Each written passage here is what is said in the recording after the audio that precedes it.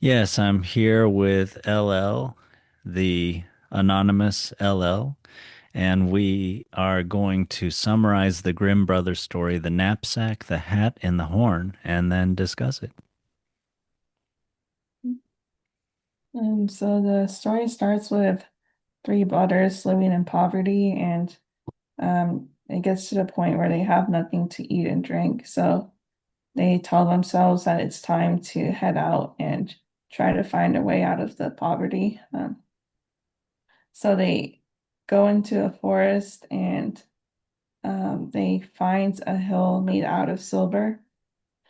And I think one of the eldest brother, he decides that he's found what he wants and that he's satisfied with the silver.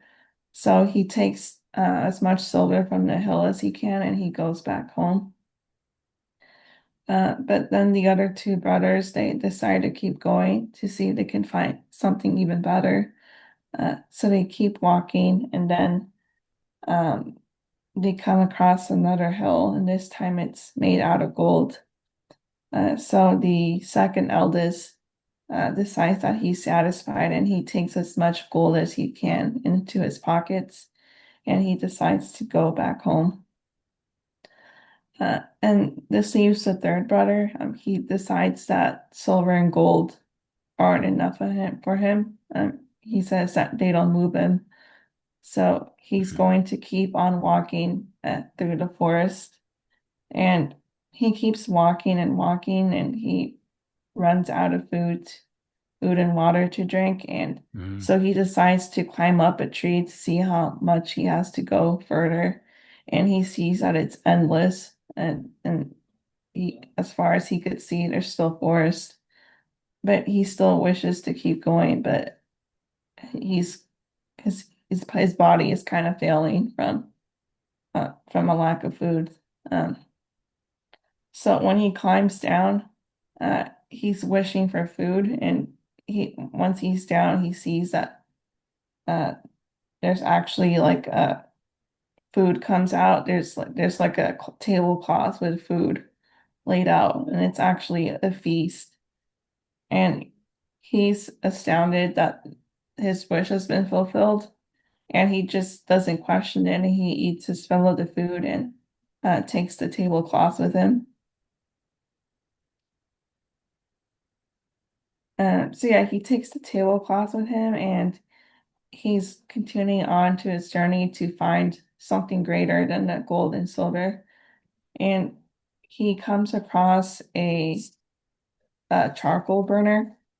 Uh, and the burner, they greet each other, and the charcoal burner offers to have potatoes with him that he's roasting on the fire or the charcoal.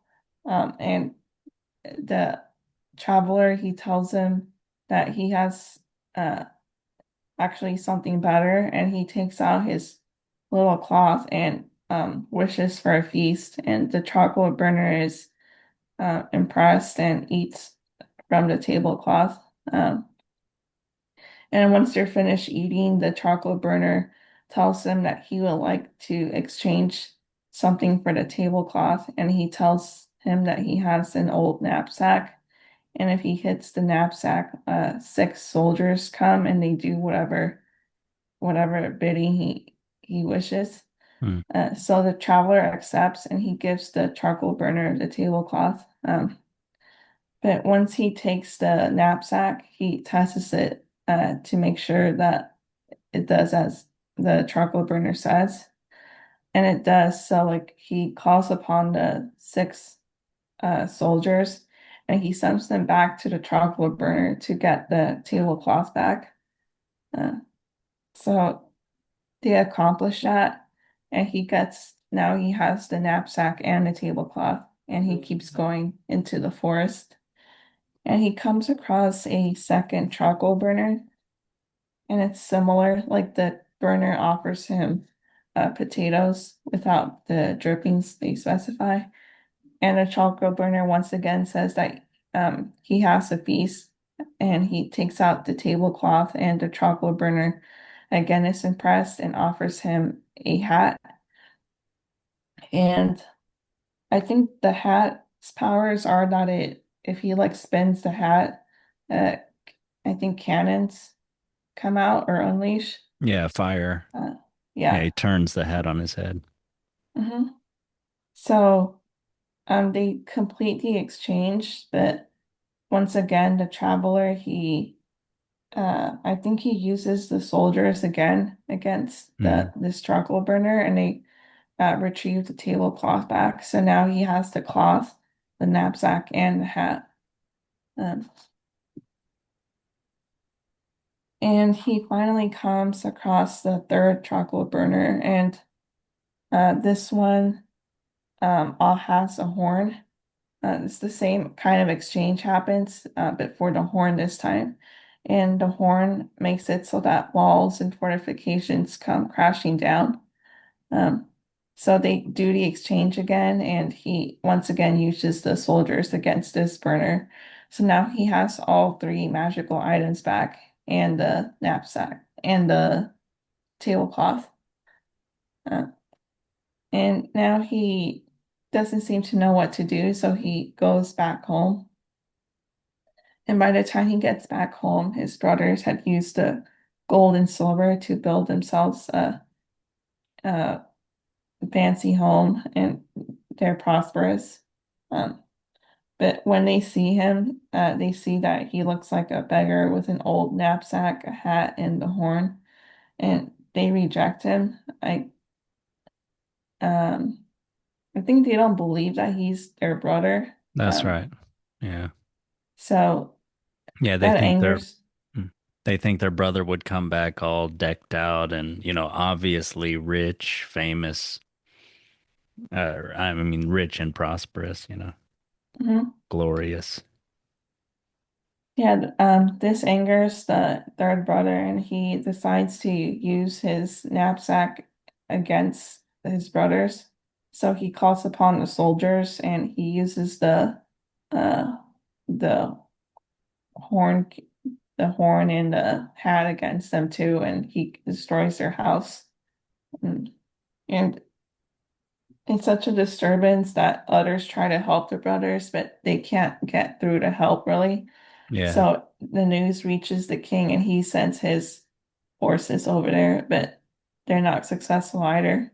Um, the traveler then uses uh, the position he's in to demand that the king give him his princess as a wife, in order to for the king to still keep his crown. So the king agrees, and they have a wedding. But only the princess isn't happy about it, of course, and she's upset that she's marrying someone of low status. Uh, Yeah. And who so, wore such a shabby hat and an old knapsack? mhm. So yeah, she starts plotting to get out of her situation. So, on their wedding night, she's beside him, and she complains about the knapsack, saying that it's ugly and disfigures him. And he explains to her that the knapsack is special and that it gives him powers.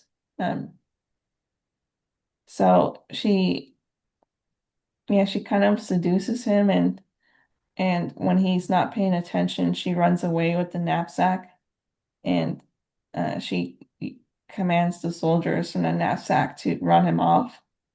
Um, so yeah, they chase him out of the castle, and but luckily his hat saves him. So he uses the hat and starts unleashing the cannons. Um, and once this happens, the princess realizes she can't win right now.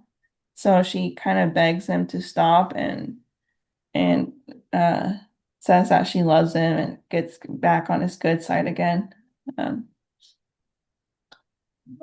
so yeah, they're back together, and I think she fools him again, and this time she steals the hat too with the cannons and tries to use it against him.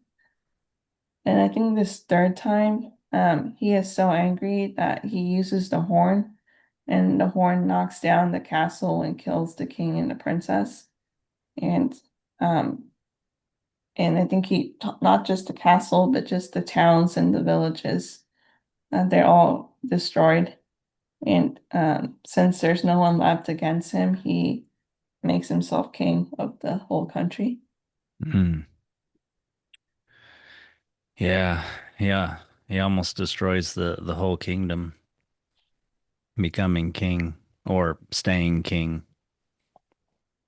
Mhm. Yeah. What did you think about this story? I didn't, yeah, it just felt very ominous to me, just how people's hearts turn when they get power Mm. and, and have like an unchecked ego Mm. or something like that. So yeah, Yeah. I didn't view it very positively. The So hero of the story, the protagonist. yeah, he didn't seem like a hero to me. Mm. But Well, I yeah, think you can view it the other way around. Instead of morality tale, view it as more like a cautionary tale and look at the actions of all the other characters. Um, yeah. I mean, maybe we'll go through the story just from the beginning to the end. So yeah, starts off like many stories with a need. The three brothers, of course. There's always three, and they're in poverty, so they need to go out into the world to make something of themselves. And they kind of go on this linear journey, right? And they come to a hill of silver, and there's always this deliberation, and the first one decides, okay, that this is good enough for me. So there's this idea they can't go back and forth. They have to go on this journey as far as they want to go, and then they go back home, and that is like who they will be the rest of their lives. That is their destiny or their fate. And the second brother, they go further, go to Hill of Gold. So same type of thing, but just much more valuable by going further on his journey, but still, he's still within the realm of material kind of wealth and normal life. He was a poor type of guy. Now he'll be a wealthier type of guy, but he's still the same person, but he goes back. And then the third brother keeps going forward, but he goes into a different kind of journey now. He starts starving to death. He goes into another forest that is much bigger in scope. So he's in like another world. He's in another type of place. And then he doesn't keep going through the forest. He wonders about it. So he tries to have a bigger kind of idea, and then he climbs a tree and he looks all around and he sees that it's vast. There's not an end to the trees. There's this idea of eternity, which is different, a different kind of thing than what the first two brothers were satisfied with beholding and with having in life. So then, yeah, he descends from that tree, and in descending is reminded of his body and the hunger in his belly. So there's this, I don't know, this dichotomy or this tension between his sort of his spirit, which wants to encompass the whole world, I guess, like an Alexander the Great type of conqueror or something we see later in the story, or his belly, what his body needs. And then he makes this wish.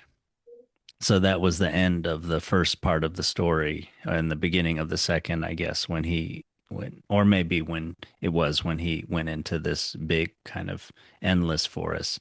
But this seems like a new going forward in the story when he makes this wish. And this often happens in these stories. Starts with a need and then goes to someone making a conscious wish to the universe, and then something comes back. It could be a frog telling sleeping beauties, parents that they're going to have a child. And in this case, it is there's no voice or anything, but or no magical animal or being. It's just this knapsack. It's just these things Which it seems like, yeah, this story is about having and, using things rather than being something new, you know.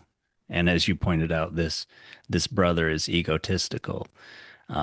He doesn't become more wise or anything like that. He just becomes someone with more stuff. He, like his brothers, he goes through life without changing that much, but having more stuff.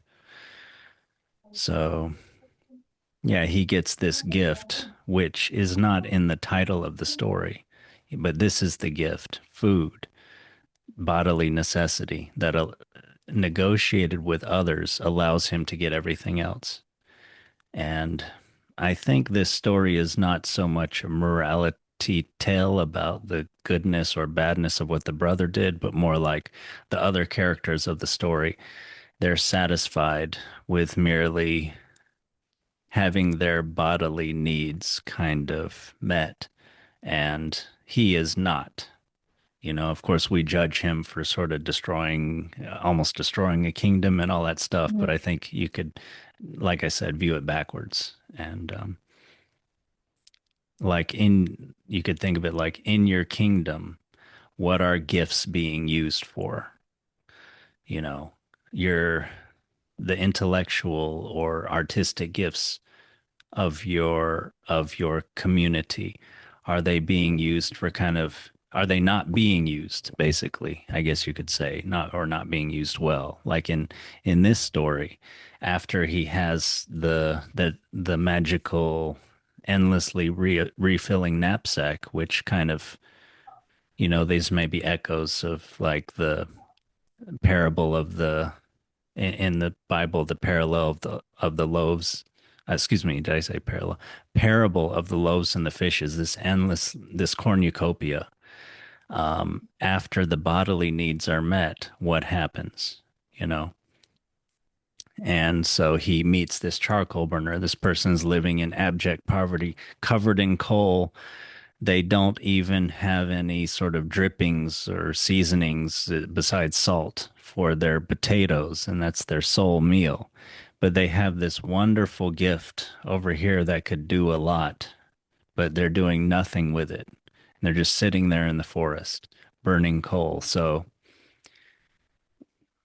they're using the gifts of the forest around them, what they can see with their eye, but they're not imagining more what they could be doing with first the knapsack, the second charcoal burner with the gift of the hat, the third charcoal burner with the gift of the horn. Although, yes, I acknowledge, yeah, those are gifts that are military gifts. So, you could kind of view that negatively or something like that because it's not used in a defensive war or something. But it's just, I don't know. They're very powerful. They're literally power, and these people are not using them. So maybe it's like they use them or lose them. But anyway, yeah, I've been talking for a while. But yeah, what do you think of all that? Um,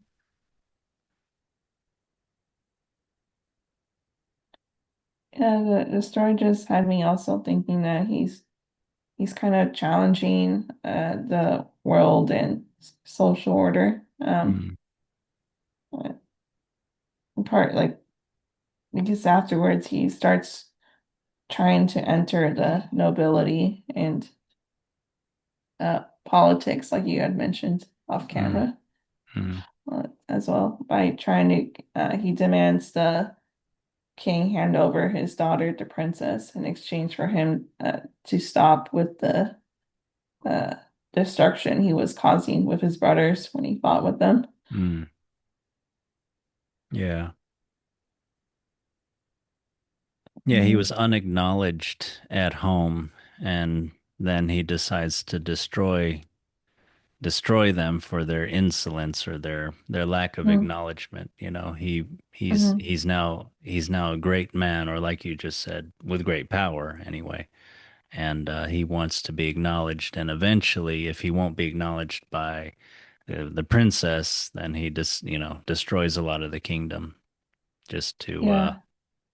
Although, I mean, there's always pushback from from the others, Yeah, pushback from because his brothers and pushback from the princess who tries to take his stuff.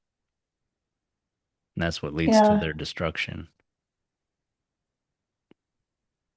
yeah, and like I guess the pushback from the brothers was pretty minimal because yeah, they don't have the stuff the king has, so it was pretty easy. But then with the king and his daughter, like there's more plotting, and,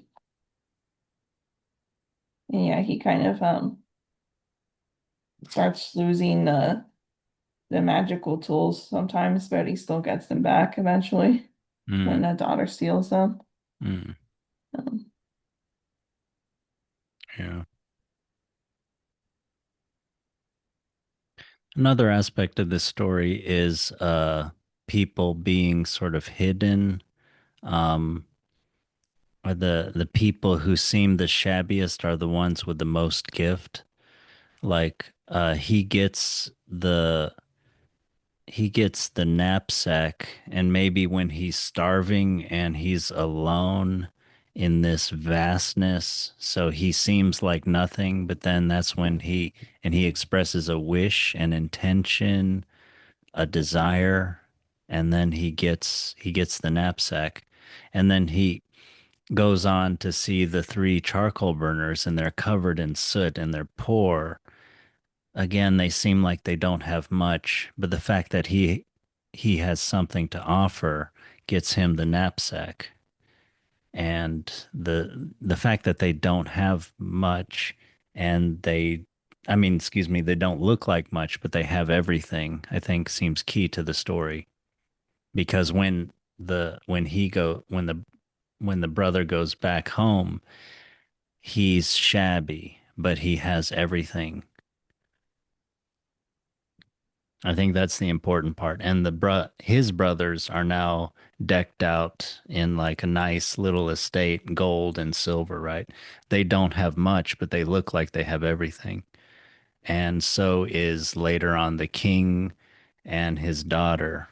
So the daughter, maybe you could say she doesn't have much in that she has some ability to at guile, but she's not necessarily very virtuous, or there's no obvious quote unquote gifts that she has.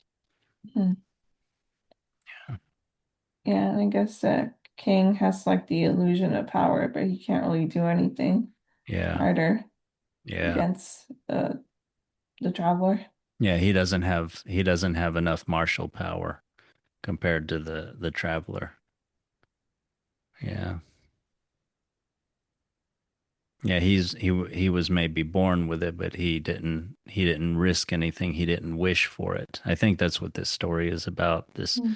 striving for this wish. You could view that as material success in this world, or spiritual kind of uh, ascent, enlightenment, or any kinds of character gifts or anything which will maybe come in someone that you wouldn't expect it to.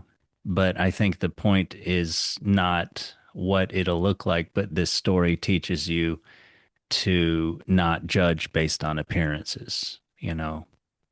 And because appearances can be wrong or can be right, but when you judge wrong, the cost of judging wrongly based on appearances, I think is what it's warning us against.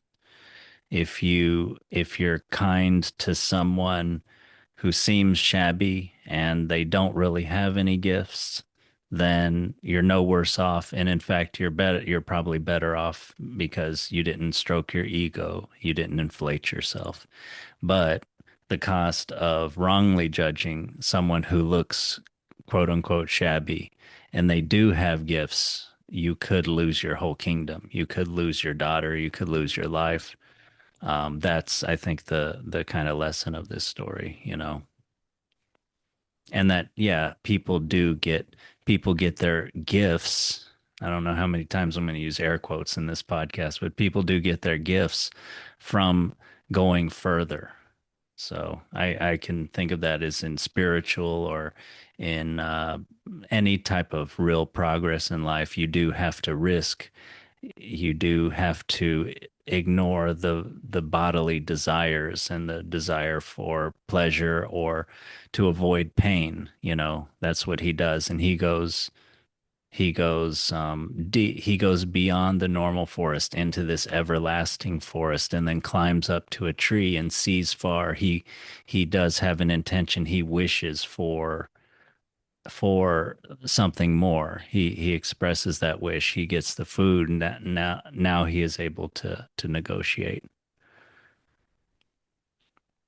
And then yeah, the fact that they are willing to trade something that can bring power, something that is powerful just for a sumptuous meal, an everlasting sumptuous meal shows that maybe they're not worthy of even having that. There's I think that's the logic of the story. You know, you can't. Maybe you're not supposed to look at the content of the story so much as the logic of it. You know, you see the plot not for the specific nodes along the plot, but for the logic of the movement forward in the story. I think a lot of those were old tests. Um, yeah, just one thing I noticed also was the horn specifically just reminded me of what biblical references where whenever like an angel sounds a horn, it sometimes signals destruction. Um, Right. Yeah. and I think other times it may have signaled positive things too, but I remember the destruction specifically, Mm. more Yeah. destruction of villages and things like that. Mm. Yeah, and that's what he does at the end here. He's the angel of destruction for Mm. this supposedly arrogant city or this city that's kind of stayed and hasn't it doesn't have dynamism or clear seeing or doesn't know, you know, doesn't know certain things like to not mess with the wrong hombre or something, you know. Mhm. Yeah. Yeah, it doesn't say that. Interestingly, just thinking of leadership, I mean it's very understandable that the king would want to deal with a disturbance in the realm. Like when this guy's beating up on his brothers, he I don't know if we mentioned it, but he instructed his corporal and six men or however many, you know, soldiers he got out of that knapsack. He instructed them to beat his brothers with rods until they remembered who he was. Mhm. But so he's causing a lot of destruction. So the a good king should, you know, bring his troops over there. But they got whooped, and I'm just wondering if I'm still, you know, I told you not to, that we don't have to, shouldn't view it as a morality tale, but I'm still wondering at the justification for the destruction of the kingdom. I see with the king's daughter, she judges the youngest brother based on appearances, but and so, you know, and then she tries to take his stuff. So, I mean, I don't know. That's, you know, you shouldn't do that in the story, you know, and get killed for that. But the king, is he a bad king? But I don't see much there. You can't tell if he's good or bad. It's just more like, Mhm. I think the logic of the story, there's this relentless pursuit of this this guy with this wanting to push his luck. He's you know, he's literally going forward and he's trying to get as much luck as he can, and he takes it all the way. But I do wonder if he had been acknowledged by his brothers, if he had, you looked at that as like this overinflated ego, but I wondered if it's just playing devil's advocate or just wondering as to the deeper logic of the story, if it's about when you have gone out in the world and risked and had true intention and wish to the universe and have worked, have have used your guile or wits or whatever you want to say in this beyond world and gotten gifts, and you come back and you're not even recognized by for who you are now, by your home, you know. I guess this then that person would you would want them to be wise and to simply accept things and to be calm with knowing who they really are. But the logic seems to be that he wants acknowledgement. And if he's not going to get it here, then he's going to get it somewhere else. I don't know. Yeah, I guess I do see that as kind of ego. But on the other side, as a cautionary tale, someone with great gifts, maybe be careful around them and be humble and kind and understand that appearances can be deceiving, basically be virtuous, like or or you might be damned even if you don't supposedly deserve it.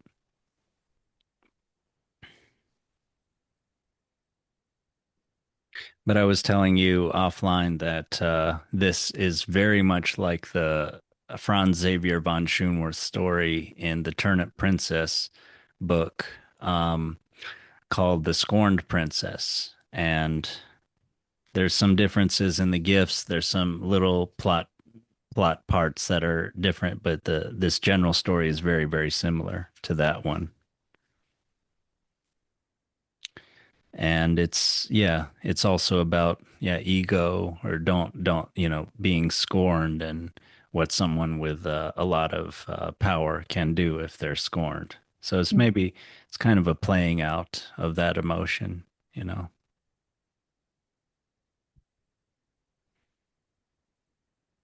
And but it ends the same way. And in the Scorned Princess, the brother's named. He's named Fortunatus, and in this one, he talks a lot about trying to get his fortune. But there he's actually named, and he ends up making his way to the kingdom. And actually, he doesn't really want to go for the princess, but the princess really likes him. And when he scorns her, that's when she starts to plot.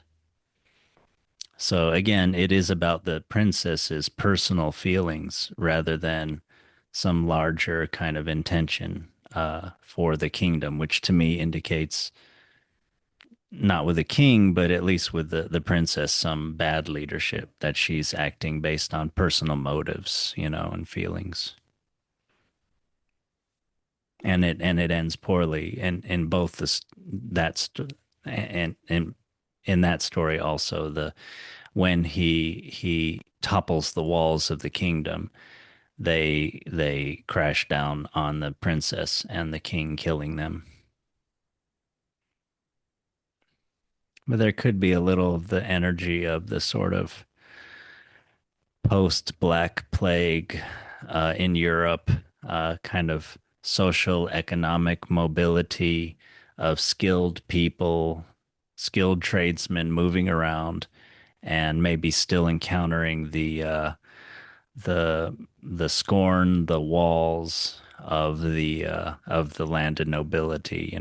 It doesn't matter what kind of gifts you have, you're still shabby in our eyes, and we're not going to let you into our worlds, and we're going to still try to put you down. And if you try to put up too much of a fight, we're really going to put you down. So maybe this story is in some way a fantasy of what someone would do, someone treated like that would maybe want to do to the kingdom that treats them that way. Yeah, but it's different in the modern world with somewhat, at least with modern capitalism. There's maybe someone who's really, really smart and ambitious can do a lot more than in that world.